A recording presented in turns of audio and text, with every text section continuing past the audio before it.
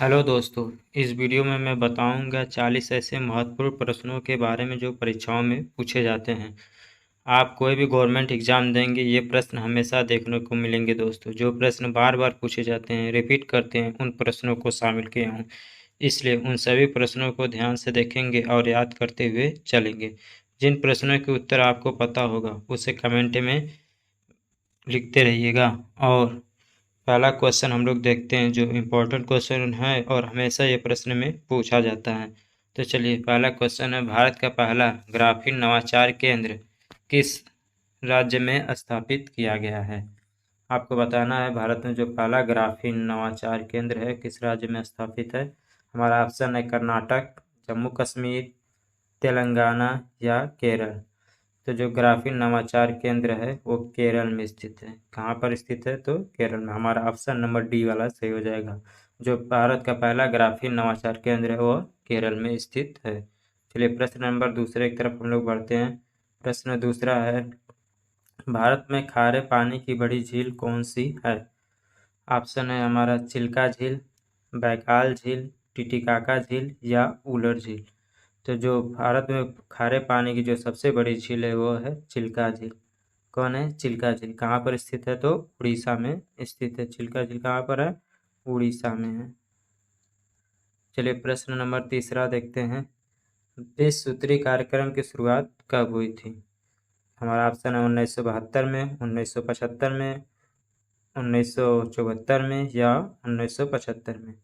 ठीक है, तो जो विश्व सूत्री कार्यक्रम की शुरुआत है 1975 में शुरू किया गया था। कब किया गया है? 1975 में। प्रधानमंत्री उस समय की इंदिरा गांधी थी। कौन था प्रधानमंत्री? तो इंदिरा गांधी के समय में विश्व सूत्री कार्यक्रम की शुरुआत की गई है। प्रश्न नंबर 4 है, राज्यसभा में अधिकतम सीटों की संख्या कितनी हो सकती है? क्या 225, क्या 252 या 250 या 273? तो जो राज्यसभा में अधिकतम सीटों की संख्या है वो है 250। कितना है? 250। प्रश्न पांचवा, निशागंधी डांस किस राज्य में, जो उत्सव किस राज्य में मनाया जाता है? हमारा ऑप्शन है केरल में, राजस्थान में, छत्तीसगढ़ में या गुजरात में। तो जो निशागंधी डांस उत्सव है वो केरल में मनाया जाता है। कहाँ पर? केरल में मनाया जाता है। प्रश्न नंबर 6 है, कौन सा एंजाइम प्रोटीन का पाचन करता है? आपको बताना है कि कौन सा एंजाइम प्रोटीन का पाचन करता है। हमारा ऑप्शन है पेप्सिन या ट्रिप्सिन या अमीनोपेप्टिन। तो जो प्रोटीन का पाचन करता है वो है पेप्सिन। कौन है? पेप्सिन। प्रश्न नंबर 7वां, अटल पेंशन योजना के लिए निर्धारित अधिकतम आयु सीमा क्या है? क्या 28 वर्ष है, 30 वर्ष है, 40 वर्ष है? ऑप्शन नंबर ए इसमें दिया ही नहीं है। तो जो अटल पेंशन योजना है उसमें जो अधिकतम सीमा है वो 40 वर्ष है। प्रश्न नंबर 8वां, पानी में रखा नींबू ऊपर से देखने पर उठा हुआ क्यों प्रतीत होता है? क्या परावर्तन के कारण या अपवर्तन के कारण या विवर्तन के कारण? तो दोस्तों, आपको बताना है पानी में रखा नींबू ऊपर से देखने पर उठा हुआ क्यों प्रतीत होता है। तो इसका सही जवाब क्या हो जाएगा? अपवर्तन के कारण। ठीक है, किसके कारण? अपवर्तन के कारण। यानी हमारा ऑप्शन क्या हो जाएगा? बी वाला सही हो जाएगा दोस्तों। चलिए, आगे तरफ हम लोग बढ़ते हैं दोस्तों। खाना जल्दी पकाने के लिए इसमें क्या डाला जाता है? क्या sodium bicarbonate, sodium carbonate, sodium oxide? तो जो खाना जल्दी पकाने के लिए प्रयोग किया जाता है वो सोडियम बाइकार्बोनेट को इसका प्रयोग किया जाता है। आपको इन सभी तीनों का फार्मूला कमेंट बॉक्स में बताना, सोडियम बाइकार्बोनेट, सोडियम कार्बोनेट या और सोडियम ऑक्साइड का।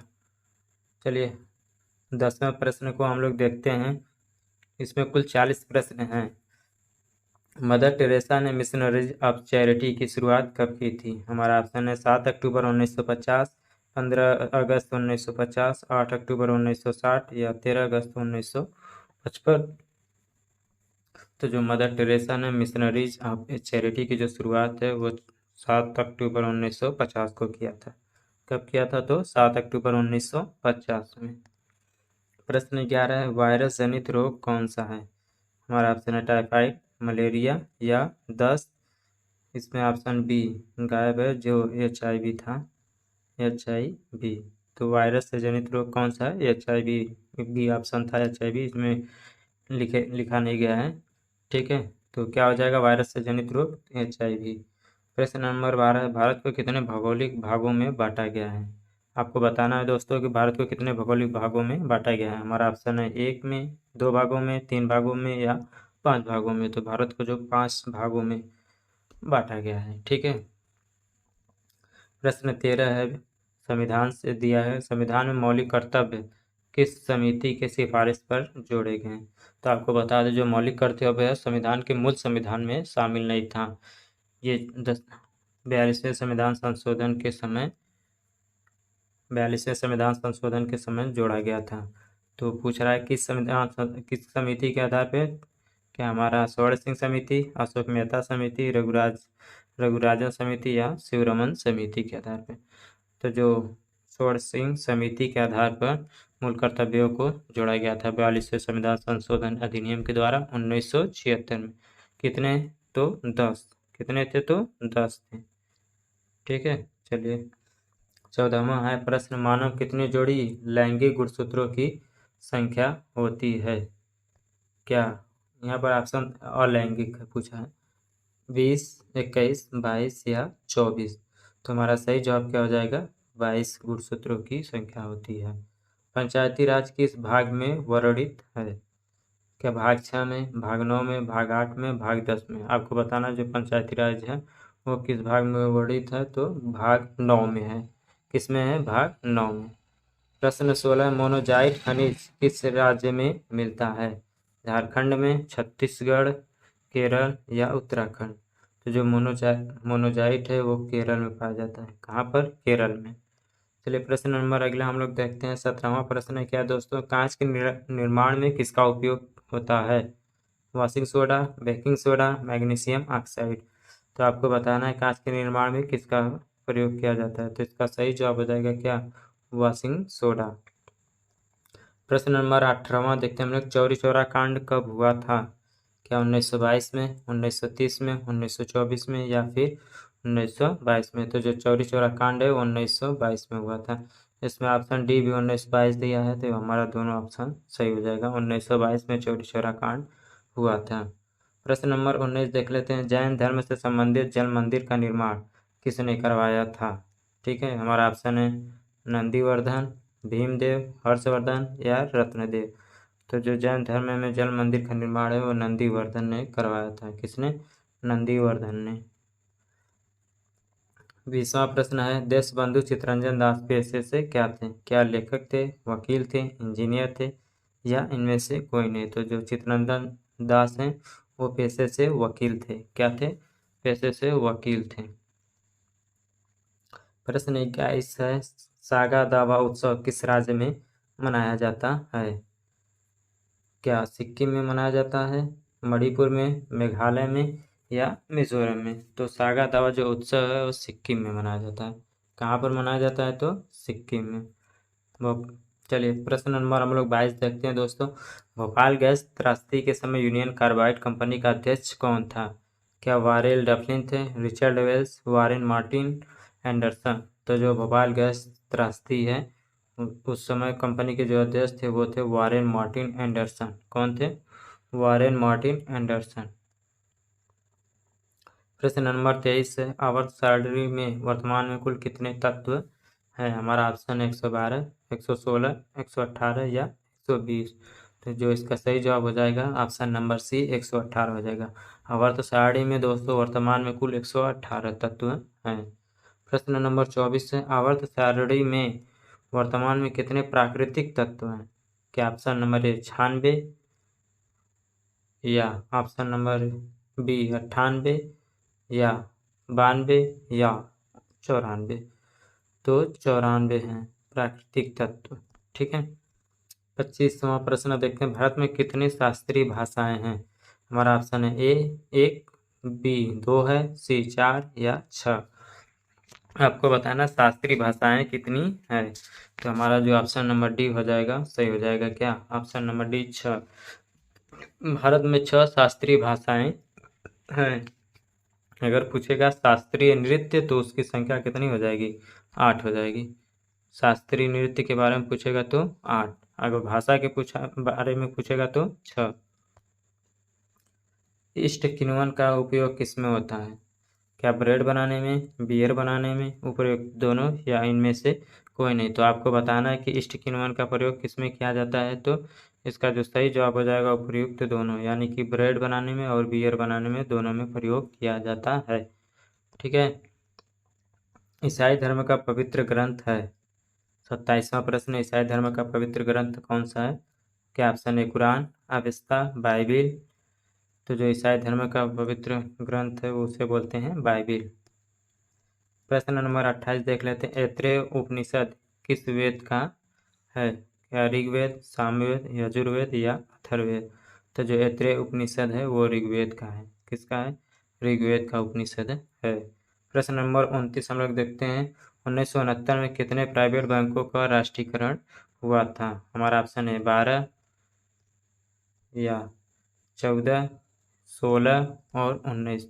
तो 1969 में जो है 14 बैंकों का राष्ट्रीयकरण किया गया था। लिविंग रूट किस राज्य में स्थित है? क्या उत्तर प्रदेश में है, सिक्किम में है, मेघालय में है या छत्तीसगढ़ में है? तो जो लिविंग रूट है वो मेघालय में है। कहाँ पर है? मेघालय में है। प्रश्न नंबर 31 देखते हैं। वांगला किस राज्य के गारो जनजाति का त्यौहार है? तो बताना आपको मेघालय में है, आंध्र प्रदेश, मेघालय या मणिपुर? तो इसका सही जवाब क्या हो जाएगा? मेघालय।